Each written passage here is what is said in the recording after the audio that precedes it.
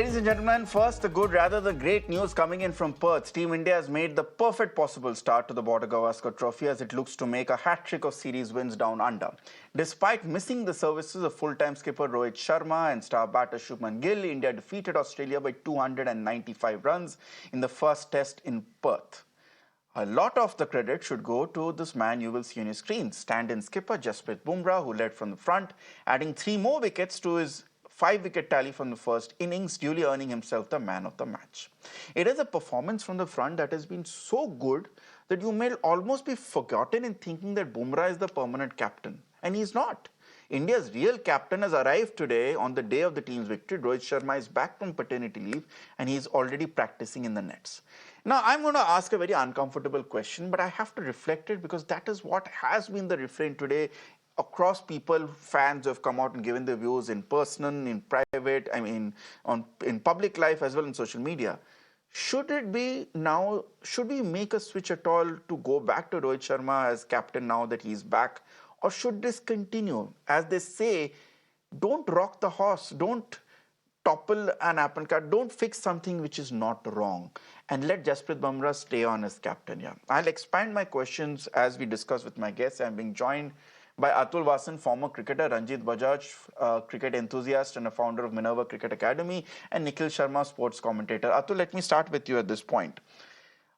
I think we can all agree with the fact that Jasprit Bumrah is very deservedly the man of the match for this event, not just with the way he's led with the ball, but also the fact that his captaincy decisions, right from team selection to deciding to bat first, despite the fact that it looked like a really wrong decision initially, then from the critical times at which he took these wickets, even his decision to declare right before the end of play on day 3, these are indications of an exceptional cricketing brain, and when he backs it up with the kind of performance he has, he lifts up the entire team. Is there not merit, at least in the argument, that given that he should continue as test captain, given that he's been doing so well, and he should not be made to stand down just because he was always meant to be a temporary replacement? I think there are a lot of dichotomies and impropriety in your this statement, because cricket has got a certain tone and tenor. He's got a dogma, he's got some ethics, and I think if Rohit is considered the leader of Indian cricket at this point in the longest format, just for one test match, if you win, I don't think so. Otherwise, Karun Nair should have played 50, 70 test matches. After the triple 100, he had to sit out and he could never come back. So I think he has done his job. And Bumrah, of course, he's just not the man of the match here. He was the man of the series. I think he was the reason why we won the T20 World Cup also. So he's a genius. And I think, and you said the decision was wrong. It was a perfect decision to win the toss and bat, because in Perth, to bat in the 4th innings is a nightmare. But in spite of India not, just coming to the party in the first innings, the way he bowled, and he's the guy who's won of the match. But the second innings, the way we batted, especially Jaspal, of course, got the big 100, and Virat Kohli, everybody's talking about. But I think the innings KL Rahul played. So, this kind of maturity where KL Rahul was respected for his body of work, and he was played. And then the 2 new youngsters playing, Ashwin sitting out, Jadeja sitting out. So this maturity in Indian cricket has brought us here and luckily we've got these 2-3 exceptional players, and whoever is playing is just like seeming like taking fish to water. So I think these are good times, and it'll be hard act to follow for Rohit now. And I think he's has stopped the ante. So always this kind of pressure, and the style of captaincy is not something we can actually just say whether it was the reason. But Bumrah's demeanor and the way he's very subdued. He's got a very nice temperament, and with this kind of X factor God has given him, and after the injury he's come back. So so I think it's remarkable that we won the match, and pressure is on Australia now, and we should stick to what we planned for the series. And luckily Virat is in form, and Rohit should hit the ground running. No, there's no doubting the fact that it's been a fantastic all-round performance. And I didn't say that the decision to bat first was wrong. I said that it was perceived as wrong after it was all out for 150. But it's a testament to Bumrah's foresight that he correctly predicted that the pitch will lose its demons after day 2 and especially in day 3, and then will gain some fresh demons on day 4. And that's exactly what happened. So he predicted the team which bats third will have the advantage here. Ranjit, you wanted to come in at this point here. By all means, go ahead. Do you have a contrarian view? Yeah, thank you, Ritangshu, so much for having me. Um, Atul being obviously another legend of the game, so I don't want to go against him, but I have to. I have to. Sorry, Atul, because see, to some of the points you made, coming to the T20 World Cup being won by Rohit Sharma, a great accolade to that. And as you know, Atul, as well, T20 and Test matches have nothing to do with each other. In fact, you should have 3 different formats, and we India are now good enough. We have such a good grassroots system. The number of good players we have, we can have 3 different teams. So it's horses for courses. You can't have a T20 captain because he won the T20 World Cup to be in the Test match when we are trying to get to be the number 1 Test side in the world, which, by the way, he failed to do. And he was losing 3-0 to New Zealand in the last thing. And the same New Zealand team had just lost to Sri Lanka. So it was not that New Zealand were doing great when we got hammered at home. So, there has to be some kind of standards applied that there is, we do care about results. Because if you don't care about results, then don't play. Everything should be a friendly match. There should be no points awarded in the World Test Championship. Now it's a World Test Championship. Results matter. We want to be world champions. And we have to have people accountable. You lose 3-0 at home, which has never happened in the history of Indian cricket. Ever losing to New Zealand at home has happened. What has happened now? What has happened now in Perth? It's never happened before in the history of Indian cricket. We've just beaten Australia in Perth. And with that kind of a margin after getting out for 150. Same when you said about Karun Nair. I think it's a huge grave injustice that after scoring a triple hundred, we have the audacity of not putting him in because some big name is going to come in. That's what the big name has to think about, that I better not be injured because we've got such lads here who can come and score triple hundreds. And if you don't make the team the next match after scoring a triple hundred, what do you have to do? What do you have to do in this country? That's what I'm saying. Some people are bigger than normal things. You don't compare people. You don't see the cricketing gods era has ended. There's nothing known as a cricketing god now. So we have to get over that. And it's not only I'm talking about Rohit Sharma, it's everybody. It's all that matters is runs. So, for example, if Virat, the great man he is, had failed in this series, trust me, there would have been questions asked on his ability. You wouldn't have given him that long a rope. And how long are you? And then you keep saying, we're going to be preparing for the future. And we've now to prepare for the future because these guys are going out. And we don't want to be in a situation like we were when we had Sehwag, Dravid, Tendulkar, Zaheer Khan all go out in the same time and we were out. So, then let's go back to Graham Smith. Graham Smith was made the captain of South Africa at the age of 21. And he was the world number 1 in batting. And Atul Vasan being a great bowler, hardly you get chances where bowlers are made captains of the team and then they go and perform. I think you being a bowler should go all out rooting for Bumrah, being the number 1 world bowler. I was actually, prepare for the future. Atul, one of the reasons why I was very happy to have you on the panel because that's an absolute great point put by Ranjit here. Wasim Akram, I read in his autobiography at one point that it's very difficult for a bowler to be a captain because when you think of field placements, you invariably lose sight of your line and length. And Jasprit Bumrah can do what only 3 captains have managed. Imran Khan, was Kapil Dev and Pat Cummins himself. And he's beat Pat Cummins in a bowler-friendly wicket. I'll come to you, Atul. I'm sure you want to counter to what Ranjit said, but I also want to get in Nikhil Sharma. Nikhil Sharma, let me put you on the spot. If you disregard for a side that Rohit Sharma is the captain, he has been declared the captain, he was the captain going into the series, on the basis of form as a batsman, on the basis of form as a captain, on the basis of his age, on the basis of his years, shelf life, etc., and all these things, is there a single reason why Rohit Sharma on merit should be made the captain coming into a test, in the middle of a test series, vis-a-vis someone who's already proved his mettle, is well established, has got a hang of the boys like Jasprit Bumrah? Ritangshu, I think when you say he's got a hang of the situation, we wouldn't have said that after day 1, or rather we wouldn't have said it after 2 sessions as well. So I don't think it's fair either on Rohit or on Jasprit to say he's got the hang of the situation. Well done, brilliantly performed. But, when you picked the first day when the squad was announced, the 11 that is going to play, I had my doubts, right? It had KL Rahul, it had both Harshit as well as Nitish Reddy as well, no Ashwin, it was, I thought, I thought it was a suicidal squad, to be very honest, when it all started, because they would not be able to justify losing this test had they lost it. So kudos to Jasprit. Kudos, as we've spoken earlier as well. When you give him all the brickbats, Lord, Gautam Gambhir as well. It's not a singular decision that Jasprit would have said, let's, have 30 minutes of bowling as well. I'm very sure as a new captain, he would have gone to the coach and said, what do you think we should do? And, he would have definitely gone to Kohli as well and said, do you reckon, of course he was batting, but by and large, I saw him talk to Kohli quite a lot, even during, bowling changes. So there is a lot of merit and experience. There's a lot of merit in doing things for a long period of time. It should not be a knee-jerk reaction. Sports is not about chal tere ko nikal ke tere ko le lete hain.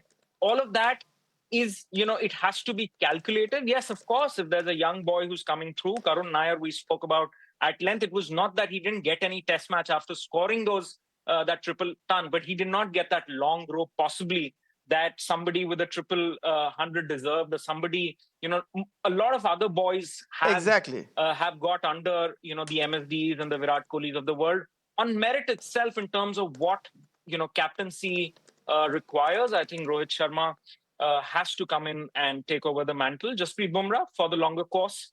Definitely we have, a gem at hand. Ritangshu? See, Atul, let me go with, you mentioned it's all about momentum, as it's often said in cricket. It's all about momentum. And it's all about giving a sustained opportunity for someone to be bedded into a role. You mentioned the point of KL Rahul being one of the unsung heroes when it comes to India's batting performance in the second innings. Now, what happens in the next series, in the next match, when Rohit Sharma comes back, when Shubman Gill comes back? So KL Rahul is not going to be opening, I'm presuming. He's not going to come in at number 3 as well. He's once again going to be shuttled down the middle order. Now, obviously, from one test match to an opener, from another test match to being a middle order, it is a massive change of position. Your attitude, mentality, everything changes. And if KL Rahul, Khuda na khasta, if he doesn't perform, then again the same question will be asked as to why is Rahul getting so many opportunities. The point is it fair for someone like KL Rahul to persistently be put in various positions in the team and be asked to perform every time? Whereas there are some players, senior they might be, well regarded, earn the right, who can come in whenever they have to and not be there for whatever reasons, and then always be given those positions whenever they come in, saying that yes, no matter what time you come in, you will always be an opener, you will always be a captain. I said it because we had a call-in earlier in the day. One caller actually, a guest actually suggested bringing Rohit Sharma at number 4 and not changing the order. So, actually, it's just like you can't just repeat what has happened because there is a lineage to it. There's a timeline. And again, I will say, because this is good talk, good debate for conjecture and good fun. But, there is something which is underlying layer, which is like a Higgs boson, the God particle in cricket, which, you cannot actually put logic to some certain things and you can define everything in the way you want it. That's the beauty of cricket. But the point is that Rohit, because KL Rahul has played in all situations and he has got more core competence to do that rather than Rohit Sharma, who's always faced the new ball. Do I think that just putting Rohit Sharma for the sake of it, one innings, it will be stupid because they'll send the wrong signals to even Australia. And again, why bowlers are not being made captain? In 50s, 60s, they used to feel that a captain should be graduate. He should be from Oxford or Cambridge or English speaking, And then that changed to, there was a feeling that maybe bowlers are a bit thick, big daft, So I think, but that has changed. And you mentioned Kapil and Imran, they were all-rounders. So just a pure bowler to sustain as a captain, only few examples, maybe Courtney Walsh for some time, because the team was so good, you could have put me as captain of West Indies and I would have delivered the same record, I would like to see a captain given Bangladesh and they, or Zimbabwe, and then they beat Australia in a test match there, then captaincy will be there. So, but now these days, the thing is that there's a leadership group. So it's just not you. You've got like 5 captains in every team we see now. But going forward, like Rishabh Pant has captained India very well, and the other KL Rahul is captain, and so there are so many options, and you've got that depth of knowledge with Virat there, and people who've been toured Australia so many times, and Ashwin has not been played. That is again a maturity of Indian cricket, that you are brave enough to bench players with such records, and earlier it was not possible sometimes. So this is showing the results. So horses for courses. Absolutely. Let me then get in Ranjit. Ranjit, as a counterpoint, one can argue that maybe changing captains in the middle of a series is perhaps not the best idea. And also the fact is that at the end of the day, if this was a one-off audition for Jasprit Bumrah to show his mettle as captaincy, he has earned it in the bag. He has gotten in the bag. He has established as the heir apparent, and one day captaincy will come to him. Perhaps changing captains in the middle of the BGT sends out a wrong message, as I think Nikhil also pointed out earlier today. It also creates the possibility of cliques and groupism forming in the team, which you don't want to. Okay, let's just come to a clear decision. Ritangshu, what are we there in Australia for? Let's just make that very clear. Are we there to win, or are we there to go to the Australian beaches and have fun? We are there to win. We are there to become the world #1 test playing team. Yeah. And that we can only do if we win 4-0, by the way. And we've done that with 1-0. So, like you asked that very pertinent question to Nikhil, and with the current form and with the current record of captaincy, with the current everything what you were just talking about, horses for courses, like even Atul Vasan said again and repeated my words. And the reason of not putting Ashwin in the team when he is the best, one of the best bowlers India has ever produced and the best bowlers in the world currently, if you don't put him in the team, even though he's a legend, we don't use the same trade benchmarks for him. His numbers don't matter. He's also a legend.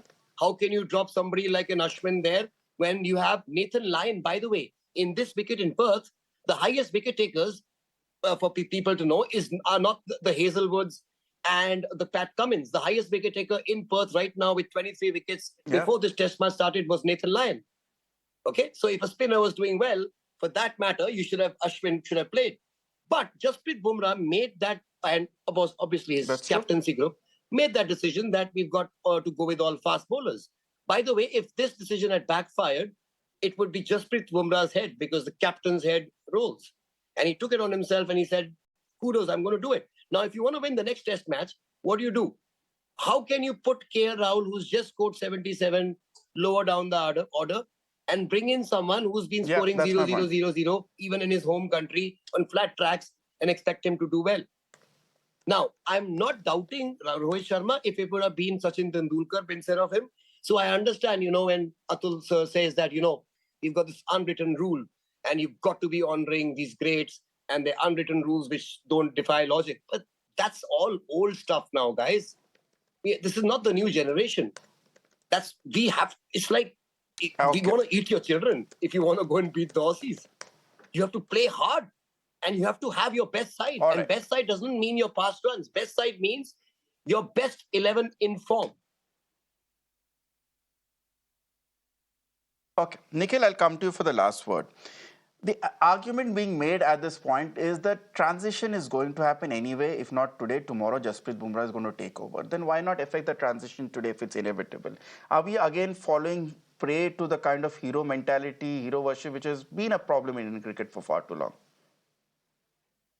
No, Ritangshu, we are not. I think, once you've chosen that this is the squad that goes to Australia to compete, when we're sitting here, we're very comfortable because we have a 1-0 win. What a wonderful win at the test. But had the result been something else, you'd be calling for possibly Jasprit Bumrah's head. Maybe, said, why have you given debuts to guys who possibly didn't deserve it over, a guy who's been consistently #1 test bowler as well. I don't think we're ready for that as of now.